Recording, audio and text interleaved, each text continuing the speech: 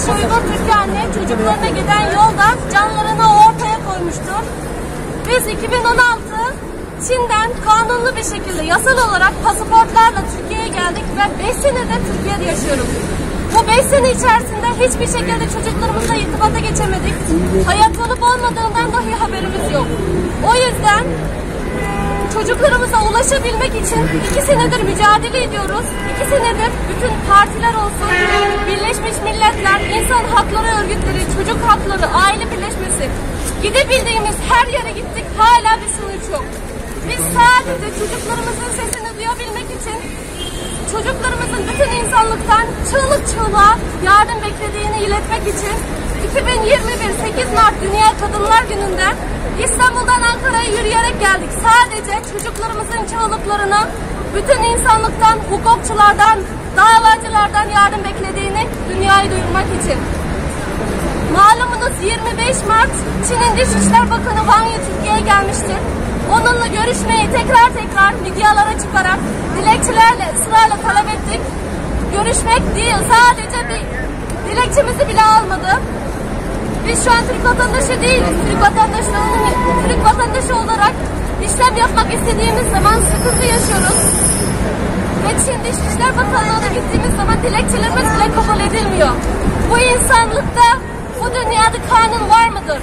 Kadın haklarını, çocuk haklarını, insan haklarını koruyacağız diye dava edenler, davacılar, haykıranlar, sizlere sesleniyorum.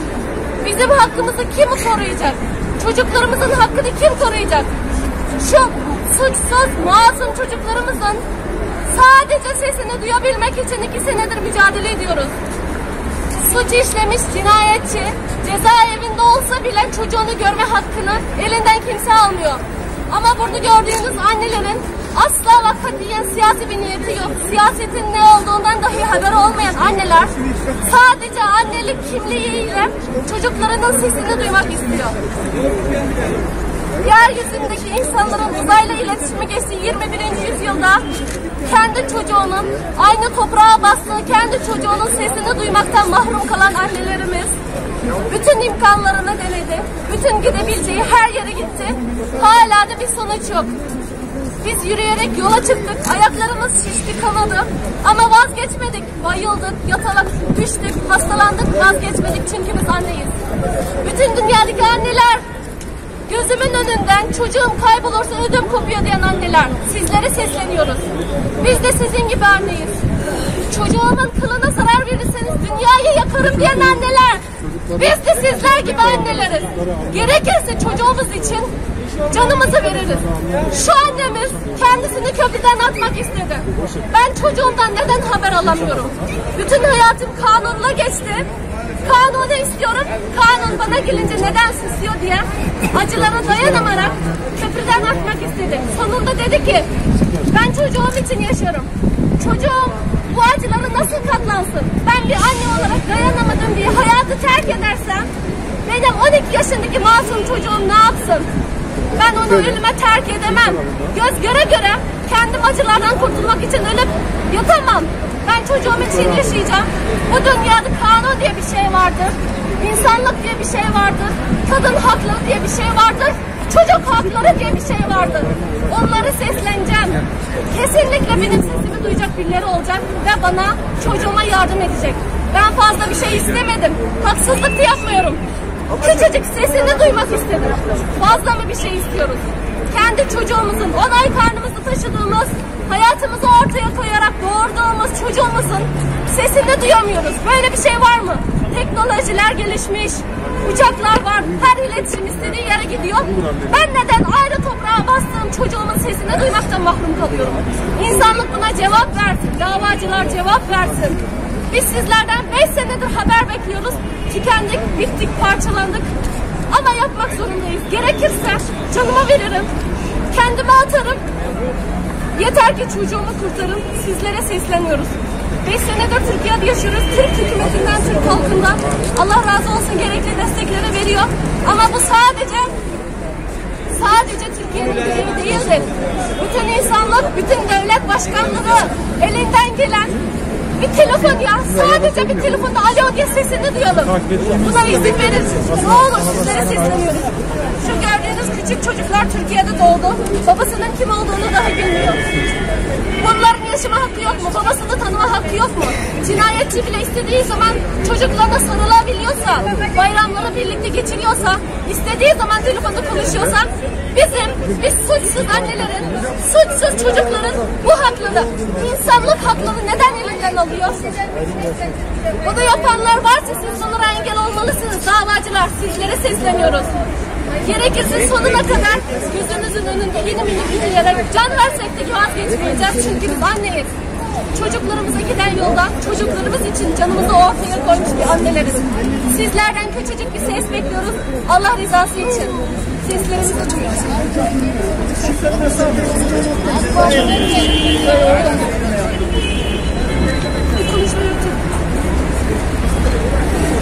Selamünaleyküm. Ben Uygur Türk anneyim. 5 yıldır İstanbul'da yaşıyorum.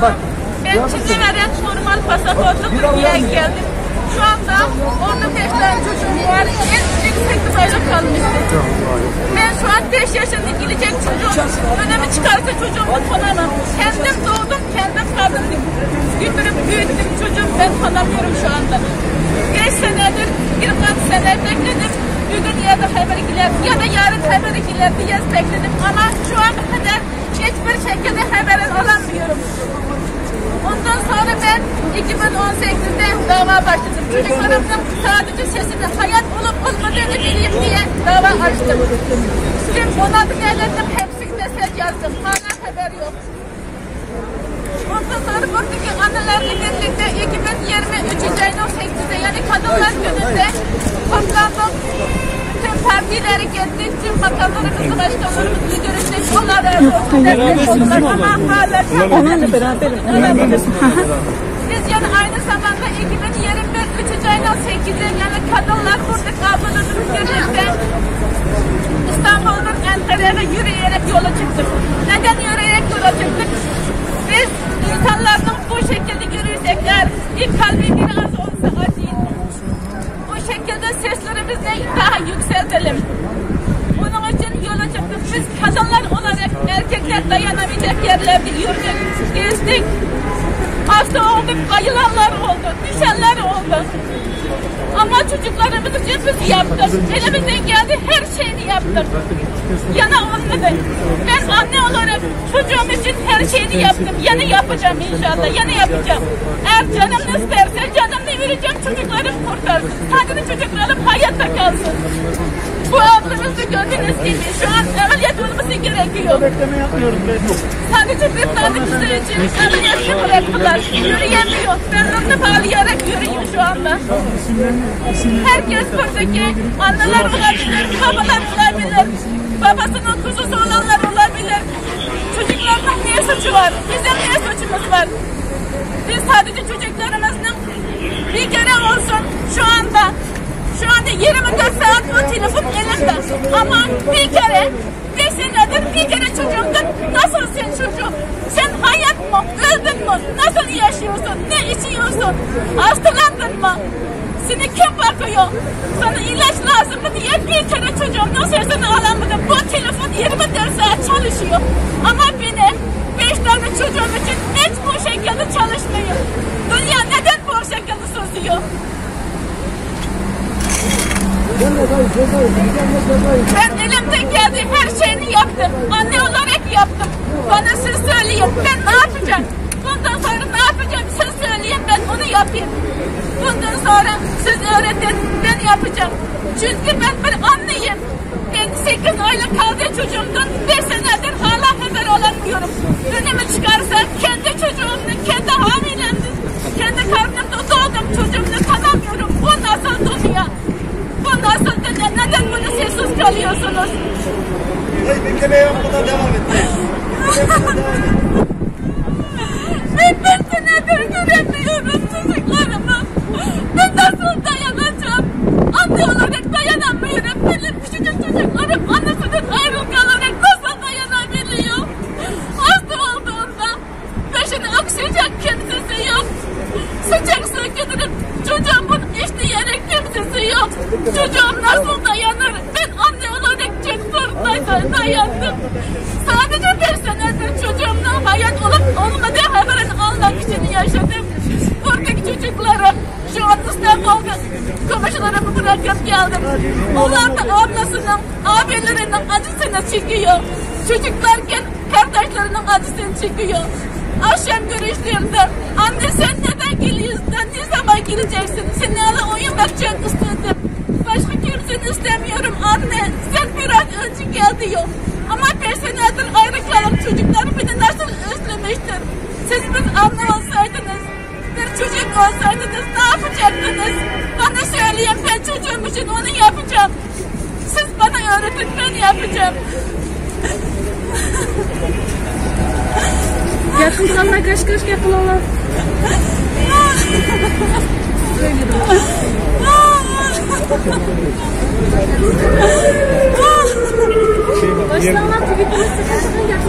Selamünaleyküm canım kardeşlerim. Ben Uygur Türkiye anneyim. Adım Meryem Abdülhamid. Öncelikle bu fırsatı verdiğiniz için çok teşekkür ediyorum. Ben de 5 senedir İstanbul'da yaşıyorum. 5 senedir her şeyimden ayrı kaldım. Canım var, güzel vatanımdan, canımdan çok seven annemden, güzel kardeşlerimden, eşimden, gözümün nuru kızımdan, her şeyimden ayrı kaldım. Onları çok özledim. Ama sabır ettim. 12 yaşındaki kızımla acısına dayanamadım. Onun üzülmesi, evlat acısı bambaşkaymış. Ben onun dayanamadım. Dayanıkta gücüm kalmadı. Bir de 5 yaşında, yanımda 5 yaşında bir kızım var. Bu da babasını hiç görmedi. Babanın nasıl bir şeyini o bilmiyor. Ben size biliyor musunuz? Benim babam nerede? Ben de babamın elini tutarım. Okula gidiyorum, parka gidiyorum diye söylüyor. Bir gün tumbim bozulmuş. Ben usta çağırdım, usta geldi. Tepeden girer girmezden 5 yaşındaki kızım önüne koş geldi. Sen benim babam mı? Senin adın Ahlak mı diye sordu. Beni çok üzdü. Yanlış anlamayın. Kızım babasını hiç görmedi. O yüzden sormuş dedim. Hayır bir şey olmaz dedi. Kızımla öptü, sarıldı. Yine bir hafta sonra kızımla beraber dışarı sabzı almak için çıktım. Kızım o üstümü görmüş. Ben görmedim. Anne, gözümüzün önünde babam duruyor. Babamla yine gidelim diye ağladı. Ben babam değil, bu amca. Babam uzakta, uçak falan geliyor dedim. Kızım her seferde uçakla görürken bekle, uçak bekle, ben de geliyorum, babamı istiyorum, babam yine gidelim.